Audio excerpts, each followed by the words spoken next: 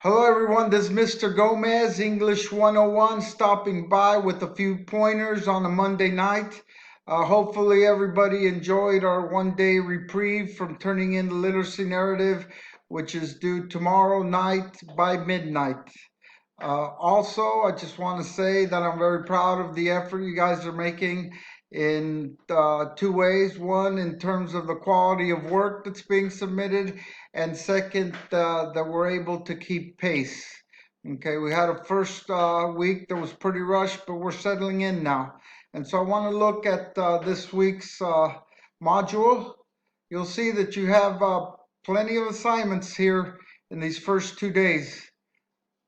You will likewise notice that at the end of the week, you have not too many assignments because you also have your second essay, the expository essay on media culture due next Sunday night.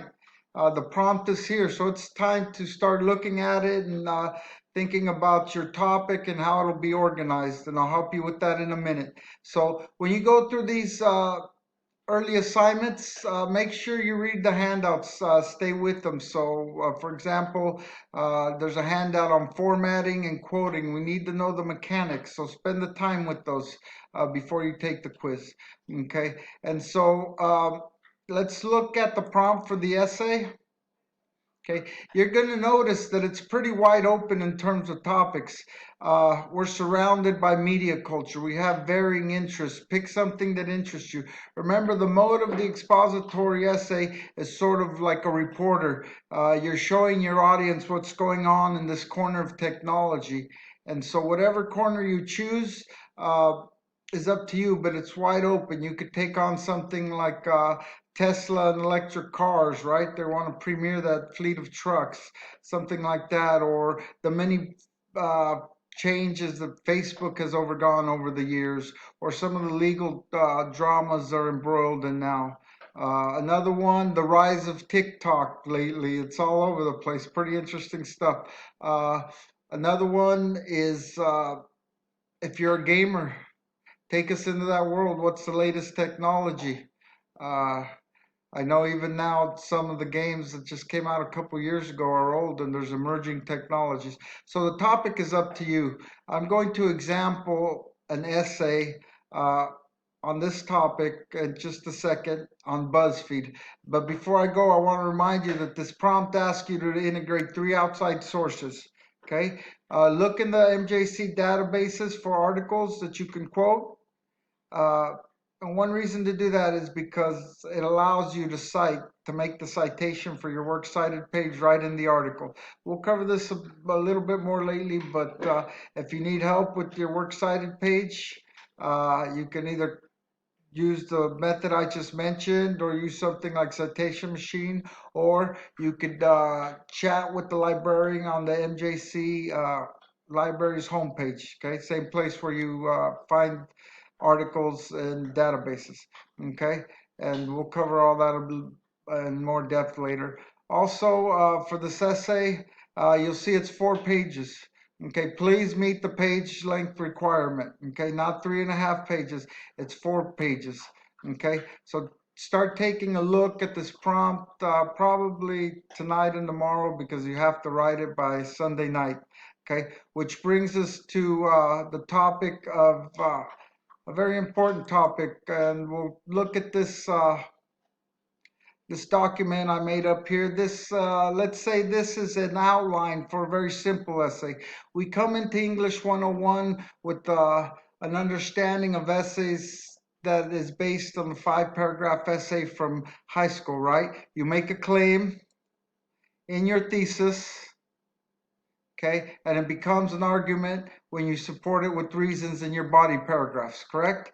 Uh, that's a simple essay. An essay is an argument, right? A claim supported by reasons.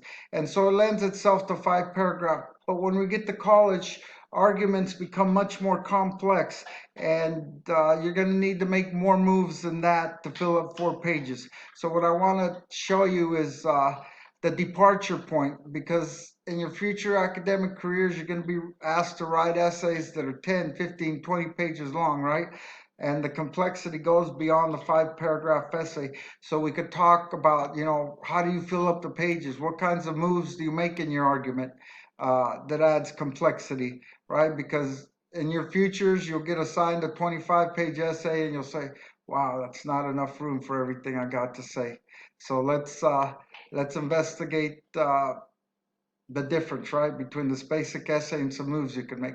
So you'll see here, this is taken from an essay a student wrote, this outline, and it was, the thesis was BuzzFeed has undergone several transformations in identity over the years, which define the company as both innovative and sector defining.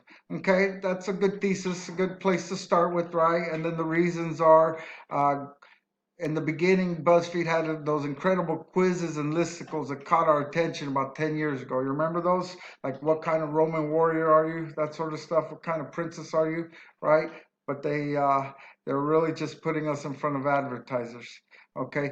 Second reason here is somewhere in the middle, they went through this, they had incredible emergent content. They started to branch out, right? Videos and podcasts and news. And then third reason, they separated their news and entertainment about 2 years ago, and it's not going so good as in terms of delivering credible news. Okay, but BuzzFeed has been one of those companies that has rode this tech wave and changed and emerged, and it's an interesting rise. So a good topic to do a paper on. So really quick, other moves you can make.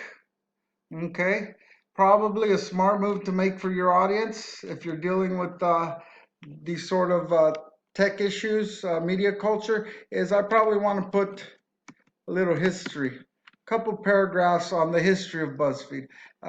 My audience would like that.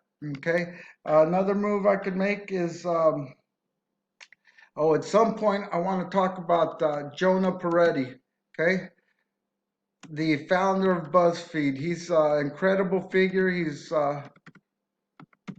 one of these tech giants that had a lot of vision early on. He's seen the power of advertising on the internet, and he monetized that. And he's been at this a long time. Maybe you never heard of him, but an audience would appreciate that. Another move. So you see, I already got double my moves, right? Another move I could make is I could describe the opposing viewpoint. Okay, not everybody's fond of BuzzFeed. Okay, when you argue, you always want to include the opposing viewpoint. Uh, it's just a smart thing to do. And the reality is that in terms of their news, BuzzFeed's not doing so well, and they're very much associated with the left. So it sort of isolates a lot of potential audiences. So it'd be smart to discuss that. So you already see we went from a basic 5 paragraph essay to a lot more with just a couple of moves, right? Adding some history, background, talking about the owner and presenting opposing viewpoint. So now we got an argument that's a little bit more complex that could take us through 4 pages. Okay, so that's one way to begin to think about organizing your argument, right? We go beyond the claim and reasons. Okay, if you have questions, email me, but remember this is due Sunday night, and so it's engage the process like I talked in the video from last week, right? Don't start writing your essay. Do background reading, brainstorm a topic, free write, do idea clusters, whatever it takes to get your thoughts going, and use an outline like the one here, okay? All right, thank you.